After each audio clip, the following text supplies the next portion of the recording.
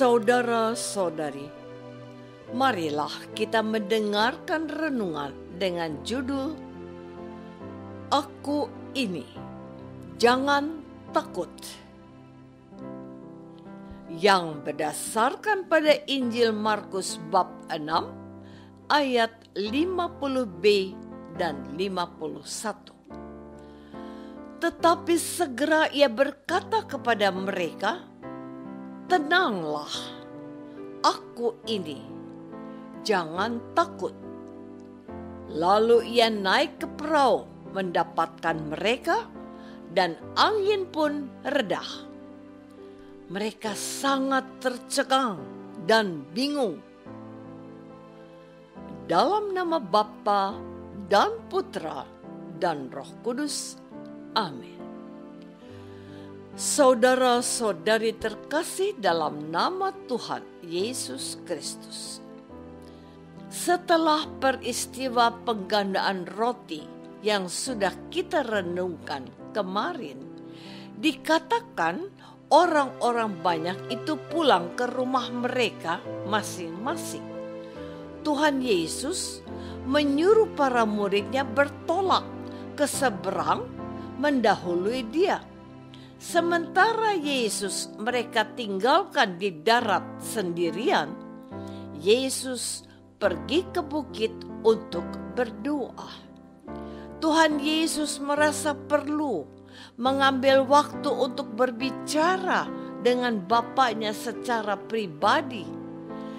Ketika menjelang pagi, sekira pukul 3, Tuhan Yesus melihat para muridnya dengan susah payah mengendalikan perahu mereka karena angin sakal.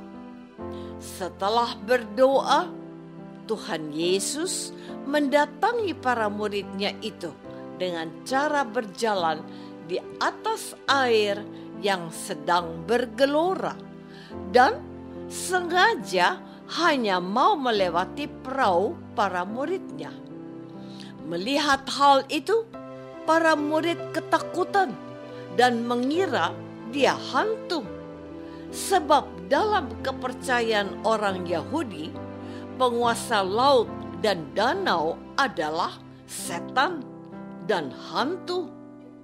Melihat hal itu, Tuhan Yesus menyatakan dirinya. Tenanglah, aku ini, jangan takut. Lalu ia naik ke perahu mendapatkan mereka, dan angin pun reda. Mereka sangat tercengang dan bingung. Saudara-saudari terkasih, para murid tidak punya kesan mendalam tentang peristiwa penggandaan roti yang sungguh luar biasa itu. Sekarang mereka melihat Yesus yang mereka kira hantu itu ada di hadapan mereka. Ia berjalan di atas air, sesuatu yang mustahil dilakukan manusia biasa. Setelah Yesus memperkenalkan dirinya, yang mereka lihat bukan hantu, tapi Tuhan mereka. Yesus masuk ke dalam perahu. Angin sakal yang merepotkan mereka juga segera menjadi reda. Semuanya menjadi baik-baik saja. Mereka mengalami ketenangan yang dikatakan Yesus. Tenanglah, aku ini, jangan takut. Namun, mereka tetap saja sangat tercengang dan bingung. Dua hal yang mustahil mereka alami, penggandaan roti dan manusia yang berjalan di atas air yang bergelora. Markus memberikan catatan penting untuk kita pendengarnya. Sebab sesudah peristiwa roti itu, mereka belum juga mengerti dan hati mereka tetap degil. Mereka belum mengenali Yesus, siapa Dia sesungguhnya. Saudara-saudari terkasih, dalam kehidupan kita sehari-hari, kita kerap kali menghadapi berbagai persoalan hidup. Banyak persoalan yang membuat kita tidak bisa menerima kenyataan seperti itu. Kita harus alami. Kita cemas, gelisah, dan terkadang mengalami ketakutan yang amat sangat. Izinkan saya bercerita tentang keadaan perekonomian kami yang tidak pernah cukup untuk kebutuhan kami setiap hari. Sekalipun kami sudah berusaha mengirit-irit pengeluaran dan terkadang harus menahan haus dan lapar karena harus berpuasa. Yang menarik yang harus saya katakan kepadamu, Tuhan itu baik kepada kami, sebab Dia tidak membiarkan kami kekurangan atau mati kelaparan. Keadaan setiap orang itu berbeda-beda, persoalannya juga beragam. Orang kaya bukan berarti tidak punya utang. Orang miskin tidak harus tidak bisa makan. Sawang sinawang, kata orang Jawa. Artinya, tiap orang itu rezekinya datang dari Yang Maha Kuasa. Tuhan tidak pernah meninggalkan kami. Pendamping hidupku berbicara kepada saudaranya bahwa meskipun penghasilanku kecil dan terkadang banyak kurangnya, namun ia mengatakan Tuhan itu selalu baik kepada kami. Dia tidak meninggalkan kami sendirian. Ada saja orang yang datang dan memberikan berkat Tuhan melalui tangan orang-orang baik. Percaya atau tidak, ketika kami tidak punya beras, beras itu dihantar ke rumah kami. Ketika kami belum bayar BPJS, ada orang yang membayarkan tanpa kami minta. Masih banyak kejadian yang sulit kami nalar dan kami mengerti, tapi Tuhan selalu hadir tepat pada waktunya. Aku melayani Dia sebisaku, dan Dia melakukan hal luar biasa dalam hidup kami tanpa kami minta. Terima kasih Tuhan.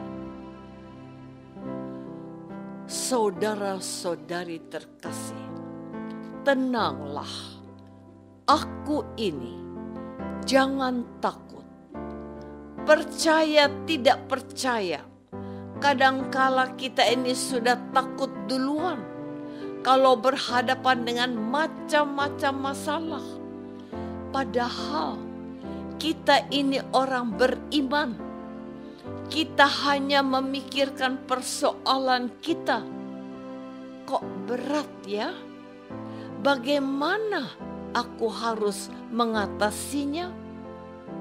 Padahal suara lembut itu pernah kita dengar dan berulang kali menggema dalam hati kita. Tenanglah.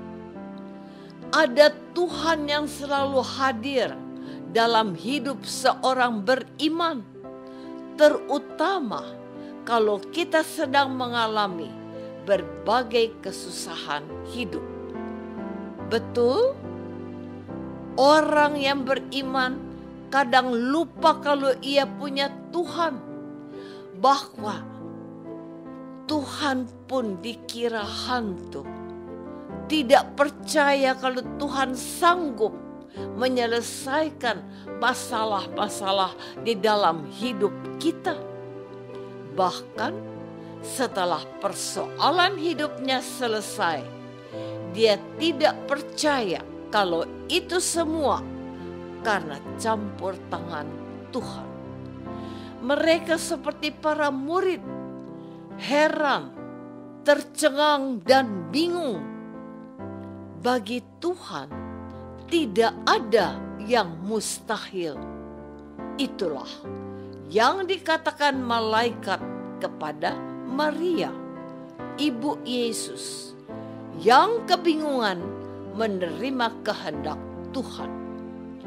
Kita harus belajar dari Maria yang berkata, "Aku ini hamba Tuhan, jadilah kehendak-Mu."